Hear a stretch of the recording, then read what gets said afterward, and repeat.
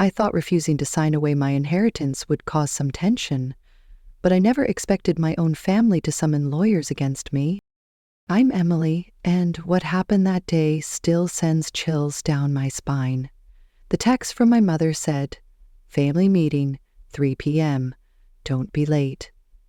No explanation, no warmth, just a command. I hesitated, but some stubborn part of me needed to show up, needed to believe there was still a chance to talk. Instead, I walked straight into a trap. My mother opened the door in full makeup and a too bright smile, ushering me into the living room like nothing was wrong. But inside were Megan and Alex, my sister and brother, seated like strangers, and two unfamiliar men in expensive suits flanking the coffee table. "Emily," my mother said sweetly, "meet our legal advisors." She didn't blink as she gestured to a thick envelope. "Let's fix this little misunderstanding," she said. My blood ran cold. This wasn't a meeting. This was war. Before everything fell apart, we were a family. Messy, complicated, but a family nonetheless.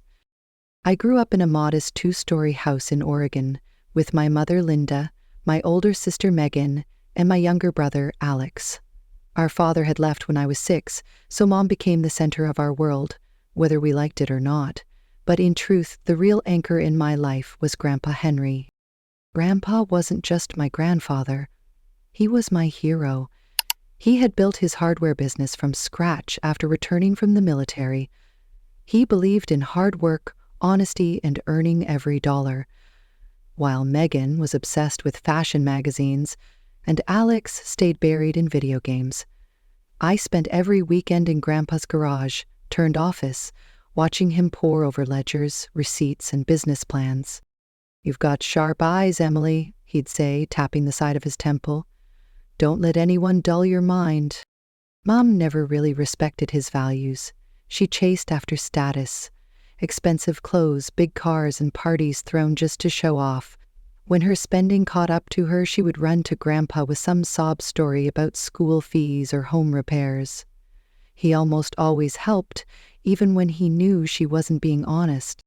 At 10, I saw my mom lie to him about Alex needing emergency dental surgery.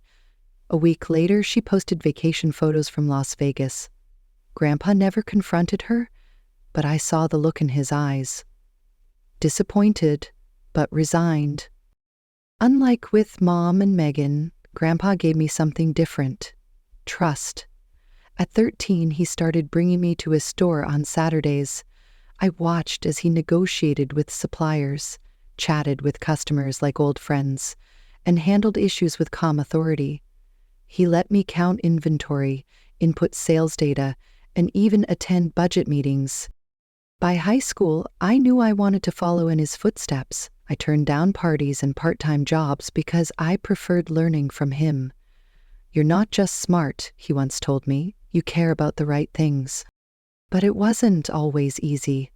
Megan teased me constantly for being Grandpa's golden child. She said I was pretending to be better than the rest of the family. Mom didn't say it outright, but her silence whenever Grandpa praised me was deafening. And Alex? Well, he was always quiet. He tried to stay out of the tension, but I could tell he was uncomfortable whenever things got heated. Still, I believed in family. I baked birthday cakes, helped Alex with homework, and stood up for Megan when she had a fight with her boyfriend. I didn't want to believe that my love and loyalty weren't enough. When I got accepted into a business program with a full-ride scholarship, I was thrilled. But then Mom said we couldn't afford the travel and housing costs, and that it would be selfish of me to go while the family struggled. Megan said I was abandoning them. Alex just looked at me, confused and sad. So I gave up the scholarship and enrolled in a community college nearby, working part-time to pay tuition. I told myself I was doing the right thing. That family came first. Grandpa was furious when he found out. "You sacrificed your future because of her poor choices," he said, voice shaking. He started slipping me money whenever he visited. "Don't tell your mom," he'd whisper, pressing an envelope into my hand. This is for your dream. On weekends, I still went to the store with him. We'd go over numbers and talk strategy. He'd challenge me with scenarios, ask what I'd do in tough situations. He even let me sit in on interviews and planning sessions. "You're going to run this one day," he said once, his voice so certain it made my chest ache with pride. And I kept believing that one day, all the effort, all the sacrifices would mean something. It never crossed my mind that one day my own family would treat me like an enemy, because at the heart of it, I truly loved them, even when they hurt me. Looking back, the signs were always there. But when you grow up being the fixer, the peacemaker, the one who smooths over rough edges, you learn to overlook the cracks. The first time I truly felt like something was off, I was 17. I had just aced a mock business competition at school, winning a small scholarship and a plaque. Grandpa was over the moon, framed the certificate in his office. But when we had a family dinner that night, no one mentioned it. Not Megan, not Alex, and certainly not Mom. Instead, the entire evening revolved around Megan's new boyfriend and Alex's science fair. It felt like I had disappeared. It wasn't just that they ignored my wins. It was how my efforts became tools for them. Mom once used my name to co-sign a credit card without telling me. I only found out when a debt collector called. She brushed it off. "It's just temporary, honey. I'll pay it off soon. You have better credit than I do." I was 19. Then there were the times she borrowed my savings. I'd been working part-time, saving up to eventually move out and maybe start something small on my own. Twice she took money from my account, citing emergencies. One was for a car repair that turned out to be a down payment on a vacation to Cancun. The other, a medical bill that ended up being Botox. When I confronted her, she didn't deny it. She just said, "You live under my roof. Don't act like you're owed something." Megan was no better. She had a way of framing things that made me out to be the selfish one, like when I refused to give her a loan for a boutique business idea she barely researched. "You don't believe in me," she snapped. "Just because Grandpa trusted you doesn't mean you're better." And then there was Alex. Sweet, quiet Alex. He was never cruel, but he was passive. He let Mom and Megan walk all over me, and whenever I stood up for myself, he looked uncomfortable, like I was ruining the peace. Once, he asked me to lie to Mom about something trivial. "She'll get mad if she hears it from me," he said. I did it. Of course I did. I became the default babysitter, the unpaid therapist, the crisis manager. If something broke, I fixed it. If bills were late, I found a way. I took on a second job during college just to keep groceries in the fridge when Mom's spending spiraled. And through it all, I kept waiting for them to notice, to thank me, to care. But the truth was, I was convenient. I was the reliable one, the one they could guilt trip and lean on without ever really seeing. There were small humiliations, too. Mom announcing at a church event that I wasn't as pretty as Megan, but at least she's smart. Megan calling me robot girl because I didn't cry easily. Jokes that dug deep and were always brushed off as teasing. The more I gave, the more they expected. When I once said I couldn't help pay the electricity bill because I'd already paid rent and groceries that month, Mom said I was selfish. Megan accused me of hoarding money. Alex stayed silent. When Grandpa was hospitalized, I was the one who stayed overnight, coordinated with nurses, learned about his medications. Mom showed up for 20 minutes and left with a dramatic exit. Megan took selfies in the hospital hallway. I handled everything, and when he passed away, they let me plan the funeral, because they didn't want to deal with the boring stuff. Even when Grandpa passed and left everything to me, they didn't ask how I felt. They didn't offer condolences. They asked for account numbers. I should have known then what was coming. But I wanted to believe that blood still meant something, that after all the loyalty I'd given, maybe they'd give some back. I was wrong. The call came just 3 days after Grandpa's funeral. My mother's voice was unusually sweet. "We're having a little family gathering this Sunday, just us. Make sure you come, okay?" I should have been suspicious, but in my grief I hoped. I wanted to believe this was a moment to honor Grandpa, to reconnect. When I arrived, the house looked the same. Roast chicken aroma, soft classical music playing in the background. Megan opened the door, her face unreadable. "They're waiting for you in the living room." The maid? I stepped inside and felt my stomach twist. My mother, Megan, Alex, and 2 men in suits already seated like judges. My childhood living room now felt like a courtroom. "Emily," my mom greeted me with that fake smile. "This is Mr. Barnes and Mr. Coleman. They're here to help us finalize a few things." "Finalize what, exactly?" I sat down, still confused. "Your grandfather loved you, we all know that. But handling such a large estate alone is overwhelming. We've come up with a fair redistribution plan." Mr. Barnes handed me a thick folder.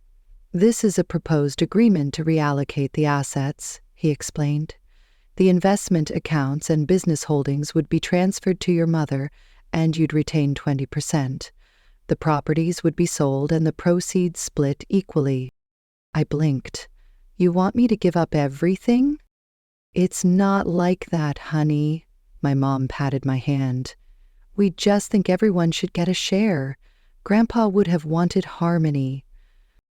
"If that were true, he would have written a different will," I replied. Megan jumped in. "He wasn't thinking clearly near the end. All the meds, the pain. He wasn't himself." "Hemp was fully lucid when he signed that will," I said, gripping the chair. "Still," Mr. Coleman added gently, "if things aren't resolved peacefully, the family may pursue legal options. Mental duress, undue influence. Judges consider that." I looked to Alex, hoping for support. He avoided my eyes. "Everything's ready," Mom said. "You just need to sign and give us your banking info. Don't make this harder." "I need time to review this," I managed to say. "You've had time," Megan snapped. "You're hoarding everything like some greedy outsider. This is family money." "If it were family money, Grandpa wouldn't have left it all to me." Silence. Alex shifted uncomfortably, then said, "Maybe Grandpa knew this would happen. Maybe that's why he did what he did." Mom shot him a glare. "Don't speak like that. You don't understand anything." But I saw something in Alex's eyes. Doubt, maybe guilt. "Not signing anything today," I said, standing. "And maybe not ever." "You ungrateful little—" my mom started, but Mr. Barnes held up a hand. "Let's stay calm," he said, glancing nervously at her. I headed to the door, then turned back. "If you want to sue, I have legal counsel. I'm not afraid of court." "You're tearing this family apart," Megan gasped. "You already did," I replied. That night, my phone exploded. Megan calling me selfish, Craig blaming me for ruining their future.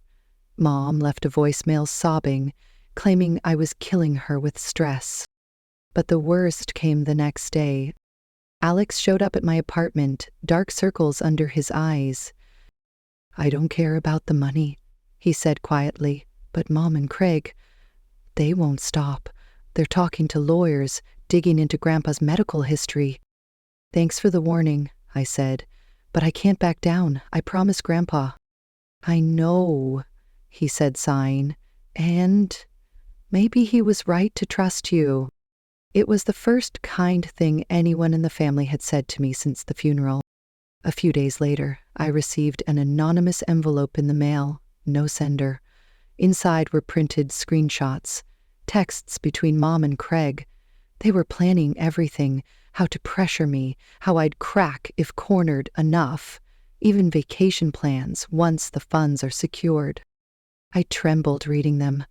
I didn't know who sent it, someone close to Craig with a conscience maybe, but it didn't matter. In the days that followed, the pressure didn't ease, it intensified. My mother started contacting extended family members, spinning a story about how I was manipulating Grandpa in his final days, isolating him from everyone and coercing him into rewriting the will. Some believed her. I received several angry calls from aunts and uncles who hadn't even visited Grandpa in years. Their words stung, not because I cared about their opinion, but because they confirmed how far my mother was willing to go to smear me. Even neighbors got involved. Mrs. Jensen from across the street caught me on my way to the mailbox and said, "Your mother's so distraught. Maybe you should just give them something. Keep the peace, sweetheart." It was astonishing how quickly public sympathy could be manufactured. The legal threats kept coming. Craig left a voice message listing the names of 2 powerful estate lawyers he'd consulted, warning me that if I didn't sign voluntarily, things would get ugly fast. Megan posted vague Facebook statuses about betrayal and greed. Even Alex went quiet again, clearly caught between guilt and family loyalty. One night, I sat at my kitchen table, surrounded by documents and Grandpa's handwritten letters. His voice echoed in my memory. "You've got the strength of your grandmother in you, Emily. Never let anyone shame you out of what you've earned." That night, I made up my mind. I wasn't going to fold.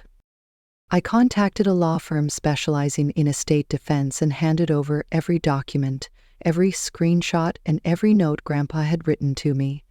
The attorneys assured me that the will was solid, the evidence of premeditated coercion by my family damning. I was no longer the peacemaker. I was the fire, and I was done playing nice. The adrenaline that had fueled me through the confrontation slowly faded, leaving a hollow ache in its place. For days, I couldn't sleep. Every time I closed my eyes, I saw my mother's face twisted in fury, Megan's glare, and Alex's hesitant betrayal. The house was quiet, too quiet. The silence was louder than any insult they'd thrown at me. I went through the motions, shower, emails, coffee, but inside I was unraveling. The emotional weight of standing alone, of watching my family turn on me with such calculated cruelty, was crushing. I didn't cry right away. I couldn't. It was as if my body had locked away the grief, sealing it tight behind a dam of shock. That dam burst on a Tuesday morning. I had opened a drawer to look for a receipt and instead found an old photo. Me on Grandpa's shoulders, both of us laughing under the sun. I collapsed to the floor, the sobs erupting with no warning. They came hard and loud, grief and rage spilling over in waves. I cried for him, for the loss, for the betrayal, and for the girl I used to be before all this began. Ethan came home early that day. The moment he saw me, he dropped everything and pulled me into his arms. "You don't have to be strong right now," he whispered, and for the first time in weeks, I let myself be weak. Sleep still evaded me. My mind replayed every cruel word, every manipulation. I questioned everything. Was I too harsh? Should I have tried harder to compromise? Did I misunderstand Grandpa's intentions? Then the nightmares began. Most nights I jolted awake in a cold sweat, my breath shallow and my heart racing. The dreams always started the same. I was back in the lawyer's office, but this time the roles were reversed. My mother was the one calmly presenting documents, while I sat frozen, unable to speak, watching everything I'd fought for slip away. Sometimes Grandpa was there too, silent and disapproving, turning his back on me. I'd wake up gasping, whispering apologies into the dark, unsure if I was apologizing to him or to myself. I stopped answering calls, even Ethan's, for a while. I needed space, but I didn't know how to ask for it without sounding ungrateful. He'd been my rock, but now I felt like quicksand. Anyone who stepped too close would sink with me. I was scared of dragging him down. One morning, after another sleepless night, I found myself staring at the mirror, barely recognizing the woman looking back. Pale skin, dark circles, eyes too hollow. "This isn't who you are," I whispered to myself. but I didn't believe it. Not yet. The turning point came unexpectedly. It was a letter. Not from my family, not even from Ethan. It was from an employee at one of Grandpa's stores, a man named Carlos who'd worked under him for over 15 years. He'd heard about the inheritance fight from the gossip chain and wanted to write before the story got twisted too far. His letter was full of fond memories, how Grandpa gave him his first real chance, mentored him, helped him buy his first home, but near the end, Carlos wrote something that pierced through my fog. Mr. Matthews used to say, "It's not just about what you inherit, it's what you choose to build with it. I hope you build something great." I cried again, but this time it wasn't grief. It was the slow, painful beginning of healing. That night, I reopened the journal Grandpa left me. I read every entry slowly, letting his handwriting, his thoughts, his values sink deeper into my soul. His words weren't just records. They were lessons, preserved with care. For the first time in weeks, I didn't feel alone. He was still guiding me, still reminding me who I was. The next morning, I made a list, not of assets or threats, but of things I wanted to rebuild: my confidence, my relationships, and most importantly, my vision. I called Ethan first and apologized. He didn't hesitate to forgive me. "Whatever space you needed," he said. "I understand, but I'm here when you're ready." And I was. I began journaling. Nothing fancy, just a few sentences each day. Some days were full of anger, others of reflection. Slowly, I felt my voice returning. I also started therapy, recommended by Samantha. Talking through the trauma helped untangle the guilt that had wrapped around my heart like barbed wire. Weeks passed. The nightmares lessened. My appetite returned. I even caught myself humming while folding laundry. Small victories, but they mattered.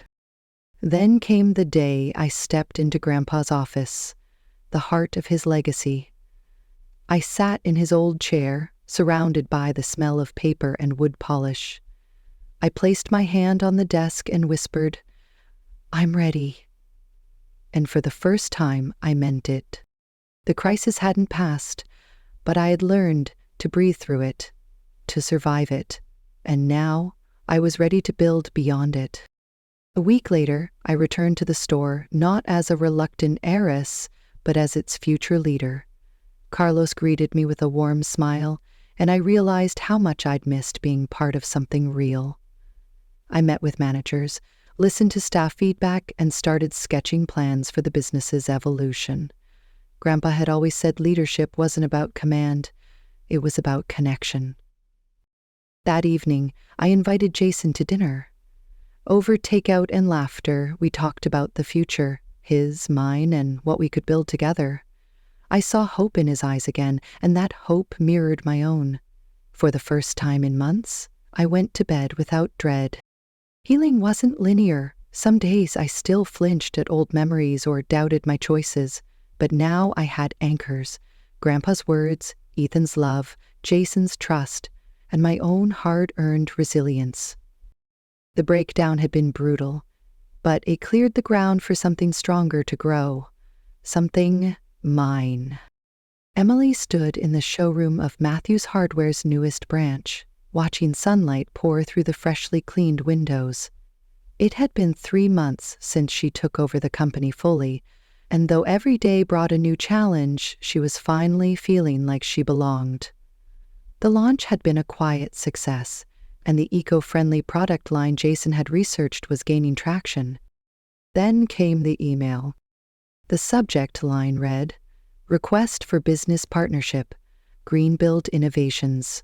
Emily opened it with mild curiosity, expecting another supplier pitch. Instead, she found a detailed proposal outlining a collaboration between Matthews Hardware and a rising startup focused on sustainable home renovations. The sender's name was Liam Parker. At first glance, nothing about him stood out. Until she Googled him. Liam wasn't just a startup founder. He had once worked for a major retail competitor, but had left after whistleblowing a scandal involving environmental violations. He was smart, principled, and apparently admired her grandfather's legacy. Emily agreed to meet him. They met at a local cafe, a quiet place she often used for business. Liam arrived early, dressed casually but with intention. He stood as she approached, offering a firm handshake. "Thank you for making time," he said. "Your grandfather was one of the few people in this industry I respected." Emily's guard lowered a little. Over the next hour, they discussed supply chains, market shifts, and the ethics of business in a changing world. His ideas were bold but grounded. He challenged her without condescension, and by the end of the meeting, she felt intrigued. It wasn't romantic, not yet, but it was potential. And after months of betrayal, grief, and guarded recovery, potential felt like hope. Back at the office, Emily shared the proposal with Jason, who gave a thoughtful nod. "He's legit," he said after a bit of research. "And he's serious about the environment." They brought Samantha into the loop for legal vetting. Everything checked out. But as they prepared to move forward, Emily received another surprise. This time from someone she'd never expected to hear from again. The name alone made her pulse skip. Megan had been her closest friend in college, until everything fell apart after the inheritance. Megan had sided with Patricia during the will conflict, even posting on social media about ungrateful granddaughters without naming names. The betrayal had cut deeper than most. The message now was short. "I owe you an apology. Can we talk?" Emily debated responding. She wasn't sure she had the emotional energy for more apologies or reconciliations, but something about the timing, just as she was taking a bold step forward, felt too deliberate to ignore. They met a few days later at a quiet park bench by the river. Megan looked nervous, older somehow. "I was wrong," she said without preamble. "About everything." Emily said nothing, letting the silence do the work. "I believed your mom because, I don't know, she was persuasive. She said you'd cut her out, that you were just chasing money. I wanted to believe the worst because it made me feel better about my own mess."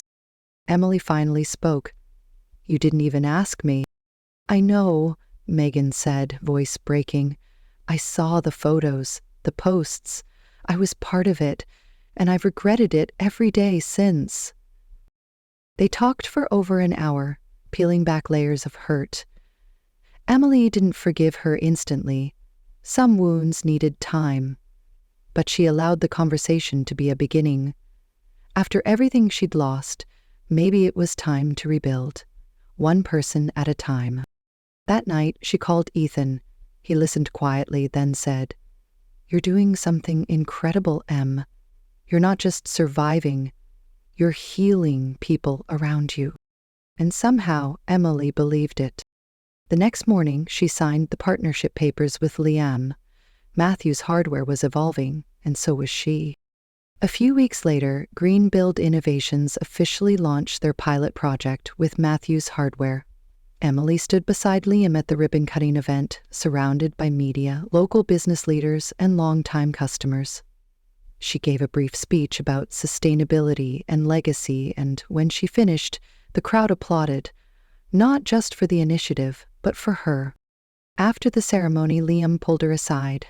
"You know," he said, "this whole thing doesn't work without someone who believes in doing the right thing, even when it's hard." Emily smiled, not because of the compliment, but because, for the first time, she believed it about herself. Later that night, she found a letter waiting on her desk. It was from one of the employees she'd recently promoted, a single mother who thanked her for the opportunity, for believing in people. Emily read it twice, then folded it carefully and placed it in the drawer beside Grandpa's old letters. She was building something, not just a company, but a life rooted in values, trust, integrity, and growth. And with each new connection, Liam, Megan, her team, she was no longer just holding on to Grandpa's legacy. She was making it her own. That weekend, Emily hosted a small gathering at her home, a tradition Grandpa used to keep. Ethan was there, as was Jason, Samantha, Liam, and even Megan, who brought dessert. They ate, laughed, and shared stories. For the first time in years, the table felt full, not just with food, but with peace. As the evening drew to a close, Emily stood in the kitchen alone, rinsing wine glasses and humming quietly. The silence no longer felt oppressive. It felt earned. In the reflection of the window, she caught her own smile. She had survived the worst of storms. Now she was learning how to live, and she was doing it her way. Emily sat at her grandfather's old desk, now hers, reviewing the quarterly reports. Business was stable, growth steady. Jason was thriving in college and contributing valuable insight remotely. Megan had slowly become a friend again, proving her sincerity through actions, not just words. Liam and the Green Build partnership were bringing in new energy, and Samantha remained a quiet force behind the scenes, ensuring everything stayed protected. But something inside Emily stirred restlessly. She had honored her grandfather's wishes. She had stabilized the company. She had even begun healing old wounds. But what now? What was her vision beyond preservation? She remembered a conversation from her college days with a professor who asked, "What would you do if you weren't afraid?"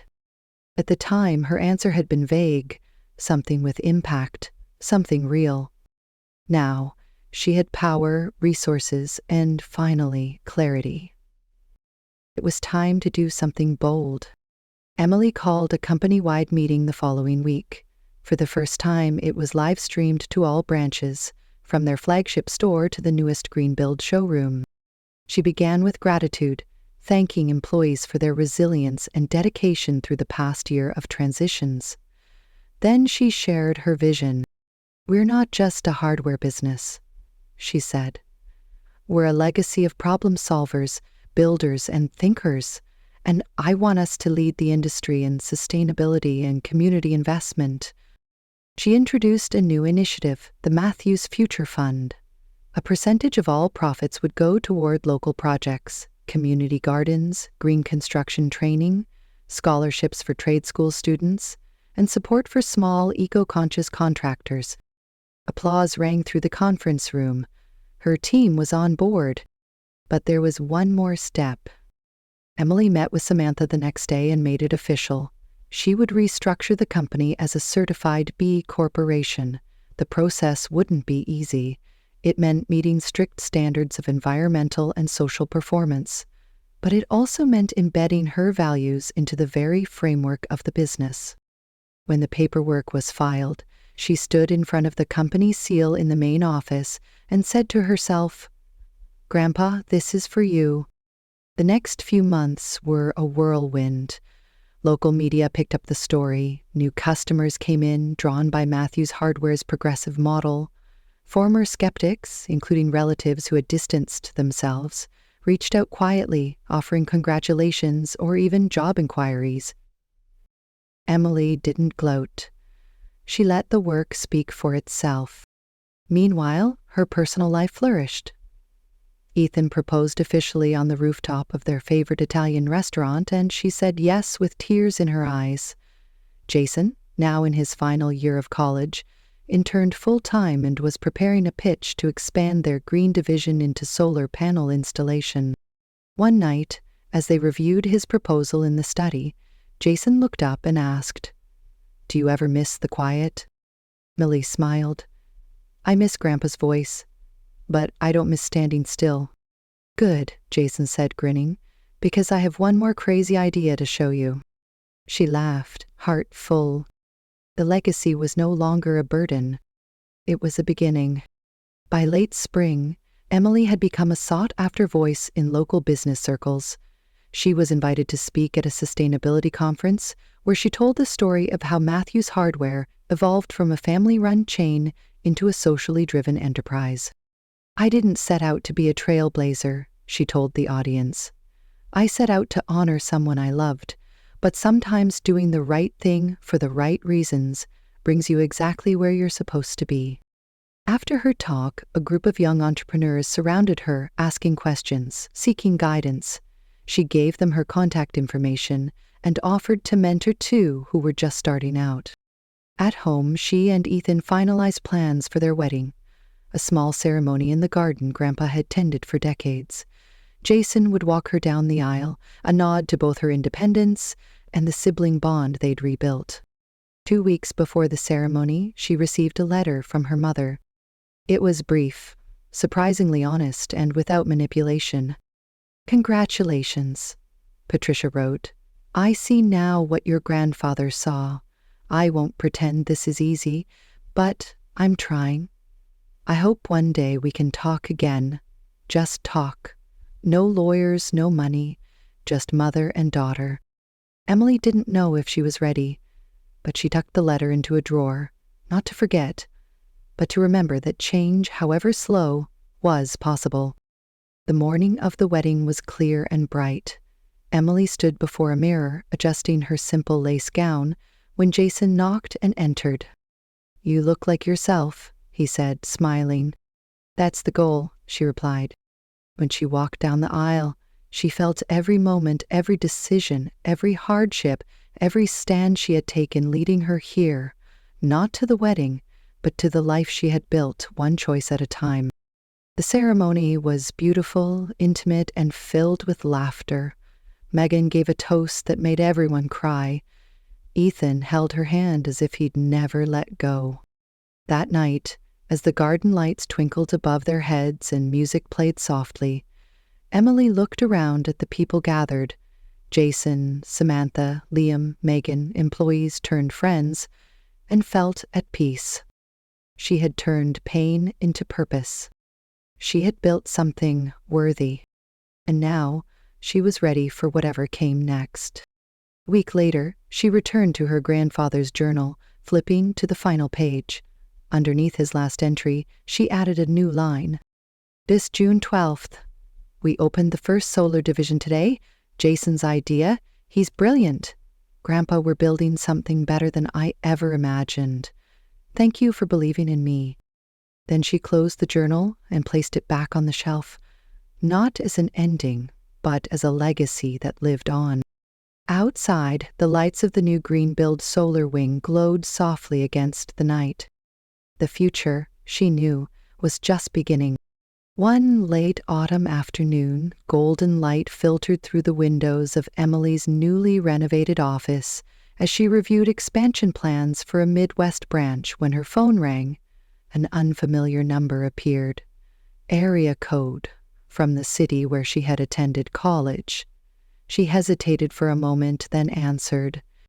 "Emily Matthews?" a warm, familiar voice asked, carrying a note of memory. "It's me, Andrew. You probably didn't expect to hear from me." Her heart skipped a beat. Andrew, her college boyfriend, had ended things, unable to handle the pressure within her family and the emotional wounds of her past. They hadn't spoken since graduation. "I know this is sudden," he continued, "but I have moved back nearby. I heard you're running Matthews Hardware. I'm really happy for you, and I wondered if you'd have time for coffee, just coffee, to say congratulations." Emily paused. Years had passed. So much had changed. But a quiet part of her wanted to listen, to revisit the past as a way to close a chapter properly. "Friday at 4, Blue Oak Cafe," she said, voice soft. "You know the place?" "I remember," Andrew replied. "Thank you, Emily." That Friday arrived faster than Emily expected. She chose a beige sweater and a light scarf, simple yet elegant. Blue Oak hadn't changed much, still that small cafe with the smell of freshly roasted beans and soft jazz playing in the background. Andrew sat there, latte in hand, posture relaxed but thoughtful. When he looked up and their eyes met, they shared a quiet smile, one that wasn't joyful but acknowledged that everything had changed and nothing would ever be the same. "You seem different," Andrew said after exchanging greetings. "More confident, very different from the student who always pressed her lips tight, afraid to disappoint someone. Emily sipped her cappuccino. Because now I don't live to please anyone. And I guess that makes you happy? She nodded slowly. It's hard, but it's right. They talked about work and the years gone by. Andrew was now the director of an innovation center for at-risk youth, a path Emily hadn't expected. She looked at him with new eyes, not as her old flame, but as someone who had grown stronger through trials, much like herself. As the meeting stretched into evening, Andrew asked quietly, "If I hadn't backed out back then, could we have had a different future? Do you ever think about that?" Emily offered a sad smile. "I do. But if that had happened, I wouldn't have what I have now. Not this company, not Jason, not me." Andrew studied her for a moment, then nodded. "I understand. I just wanted to say I'm sorry. I wasn't there when you needed me." "I was angry. I was hurt," she replied softly. "But now, I know you were just finding a way to save yourself, like I did." They left the cafe as dusk settled. The autumn wind rustled the leaves along the sidewalk. Before they parted, Andrew said, "I don't ask for anything, but if you ever want someone to walk part of the journey with you, just as a friend, I'm here." Emily nodded. "I appreciate that."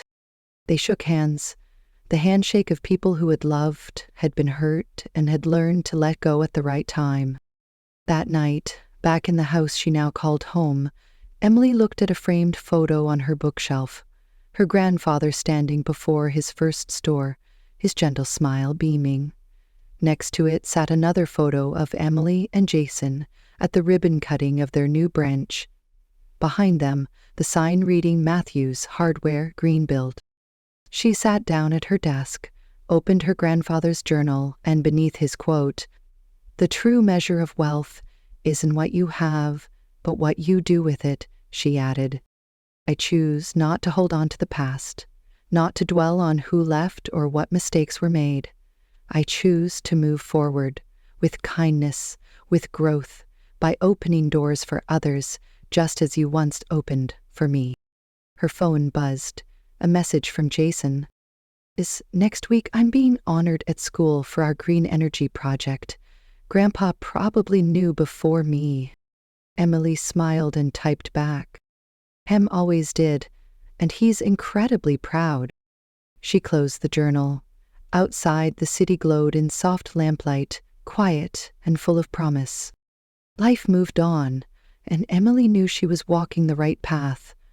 A path not just bearing her name, but carrying forward the legacy she cherished, built with care and purpose. The sun had barely risen when Emily arrived at the newest Matthews Hardware branch. The parking lot gleamed under soft morning light, fresh paint still catching dew. Employees stood ready inside, dressed in coordinated uniforms bearing the new Greenbuild by Matthews logo, a fusion of legacy and innovation.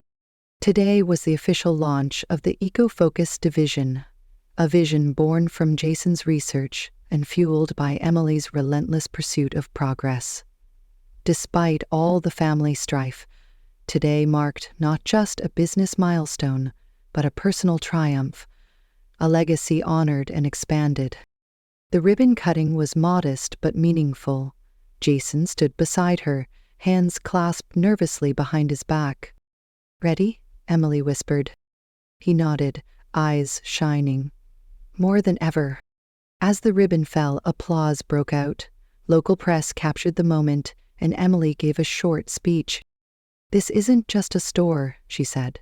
"It's a promise to our community, to our planet, and to the values my grandfather built this company on."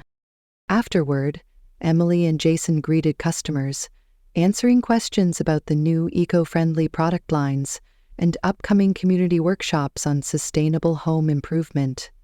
The energy was electric. Later that afternoon, as things quieted down, Ethan arrived with lunch and a hug. "You did it," he whispered. Emily smiled. We did it. Grandpa did it. Jason joined them, handing Emily a small gift, a framed copy of the first green-billed customer receipt, signed by both of them. For the office wall, he said. She hugged him tightly, tears prickling her eyes. Thank you, Jason. You made this real. Over the next few weeks, the branch exceeded sales projections. Other store managers called, asking when they could implement similar changes. Emily began drafting a company-wide sustainability roadmap, and Jason led weekly innovation meetings. One evening, as Emily reviewed the month's reports, her phone buzzed. It was a message from her mother. Saw the article in the paper. You and Jason looked good. Tell him I'm proud. Emily stared at the message for a long moment. Then she replied simply, Thank you. Progress, not perfection, but enough. At night, she stood on the porch of her grandfather's house, now truly her home.